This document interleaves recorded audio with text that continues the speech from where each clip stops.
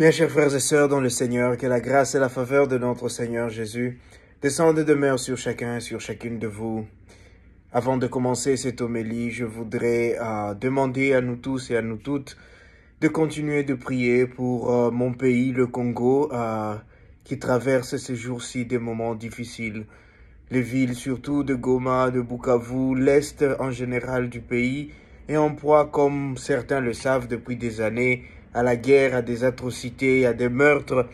Et aujourd'hui, ces deux villes que je venais de citer sont aussi dans ces tensions-là. Je voudrais demander à toute la famille, soit patient, patiente, de prier pour cette région du monde, de prier pour le Congo, de prier pour les hommes et les femmes qui sont meurtris, des hommes et des femmes qui meurent chaque jour sans parfois savoir pourquoi toute cette violence, pourquoi ce déchaînement de haine et de colère sur une population qui n'a rien à voir avec toutes les ficelles politiques, toutes les manigances de ceux qui et celles qui cherchent leurs intérêts. Et je voudrais m'adresser particulièrement à mes frères et sœurs congolais qui sont dans les arcades de la politique, et vous tous aussi qui avez des familiers, des hommes et des femmes que vous connaissez qui sont dans la politique, rappelez-leur que la vie est sacrée, que la vie est précieuse, que chaque vie qui est fauchée, c'est du sang qui crie vers le Seigneur, et le Seigneur ne laissera jamais impuni des crimes. Chers frères et sœurs congolais, congolaises, si vous êtes de ceux et de celles qui tuent, de ceux et de celles qui font souffrir les autres, je vous demande, au nom du Seigneur, d'arrêter. Arrêtez ce massacre, arrêtez cette guerre, arrêtez ce désordre. Le pays a besoin de la paix. Les femmes et les hommes du Congo ont besoin de paix. Et c'est cela peut-être que je vois aujourd'hui. Aujourd'hui, quand je regarde, quand j'écoute les personnes qui me parlent, je sens cette foi que ça va aller, cette foi que le Seigneur nous demande aujourd'hui de grandir dans nos cœurs. Et Jésus vient, aujourd'hui, il vient de la montagne, il descend sur la plaine pour prêcher.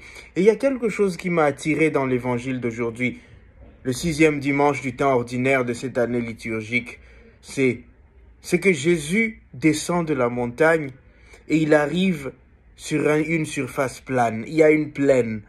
Et sur cette plaine, il y a beaucoup de personnes. Des personnes non seulement qui viennent de la Judée, mais de Jérusalem, de Tyr et de Sidon. C'est-à-dire qu'il y a des gens du peuple élu, mais aussi il y a des gens qu'on considérait comme des païens. Et être sur une surface plane symbolise que toutes ces personnes sont sur un même pied d'égalité. Ils sont debout, ces personnes ont un même départ, commencent au même endroit. Et donc, ce que Jésus va dire là-bas, les béatitudes, heureux ou malheureux, l'Évangile veut nous rappeler que nous avons le choix.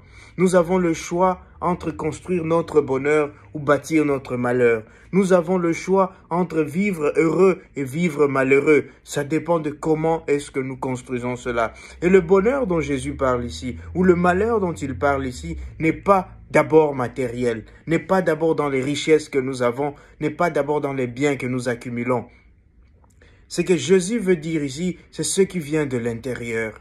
Ce qui vient de notre cœur, ce que nous construisons comme fondation à notre vie, de laquelle nous allons alors bâtir le bien matériel, le bonheur entre personnes, le savoir-vivre, les interactions qui sont fructueuses avec d'autres personnes. Mais tout cela part d'une fondation que nous bâtissons, part d'une force que nous construisons par ce que nous faisons ou bien par ce que nous ne faisons pas. Et donc, la première lecture déjà nous rappelle, qu'il y a le malheur pour ceux qui ne mettent pas foi dans le Seigneur, qu'il y a le bonheur pour celui qui met sa foi dans le Seigneur. Et donc, le départ est le même pour tous.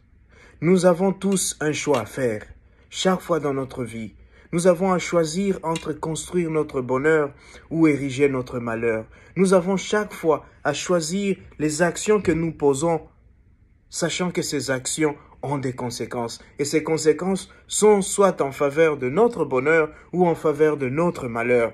Et aujourd'hui, quand je parle dans un contexte qui est un contexte de guerre dans mon pays, dans ma ville natale, qui est un contexte de souffrance dans beaucoup d'endroits dans le monde, qui est un contexte de déstabilisation dans beaucoup de lieux dans ce monde, et nous voyons ce qui se passe dans le monde aujourd'hui, cet évangile a tout son sens. Nous demandons, je me demande et tu peux te demander, est-ce que je veux construire le bonheur? Et le bonheur, l'avantage, c'est qu'il se propage, il se partage. Le malheur aussi, tu peux influencer les autres. Si tu es quelqu'un de malheureux, tu transmets ce malheur-là, tu transmets cette énergie négative autour de toi. Et donc, c'est à chacun de nous aujourd'hui de te demander, est-ce que je veux construire le bonheur? Est-ce que j'essaye d'être pauvre en esprit? Est-ce que j'essaye de me battre pour la justice? Est-ce que j'essaye de lutter pour le bien-être des autres? Est-ce que j'essaye de lutter pour la vérité? Est-ce que je me refuse de faire souffrir d'autres? Je me refuse de tuer, je me refuse de violer, je me refuse de voler pour construire un monde meilleur.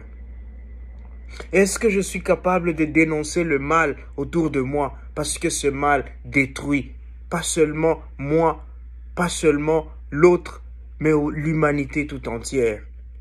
Aujourd'hui, quand je regarde la ville de Bukavu, de Goma, je me dis, ce qui arrive, même ceux qui ont planifié cela, même ceux qui veulent gagner sur le dos ou sur le malheur des autres, en ce moment aussi, eux aussi sont en train de souffrir. Eux aussi sont dans la même misère. Parce que c'est leurs biens qui vont être pillés, ou c'est leurs enfants qui vont être maltraités. Que Dieu les préserve. Mais quand la souffrance vient, quand le malheur vient, il ne choisit pas. Parfois, nous tous, nous sommes embarqués. Et donc, aujourd'hui, chers frères et sœurs, nous tous qui nous appelons du nom de chrétiens, nous tous qui croyons en Dieu, demandons la grâce d'être des personnes, des bâtisseurs de bonheur, des bâtisseurs de paix, des bâtisseurs d'harmonie. Demandons au Seigneur de nous donner la grâce de refuser le malheur, de refuser tout ce qui conduit au malheur. Le malheur étant ici cet éloignement de Dieu, cette souffrance intérieure, cette peine intérieure, cette mort intérieure qui déjà vient avant la mort physique. Le malheur nous tue à l'intérieur. Que le Seigneur nous donne la grâce en ce jour d'être des bâtisseurs de bonheur. Que le Seigneur nous donne la grâce de regarder dans l'autre l'humanité, de voir en l'autre l'image et la ressemblance de Dieu et d'être cette personne-là qui se lève et qui demande au Seigneur la justice, qui défend la vie, qui prône le bien-être. Que le Seigneur nous donne ses grâces aujourd'hui et tous les jours. Amen.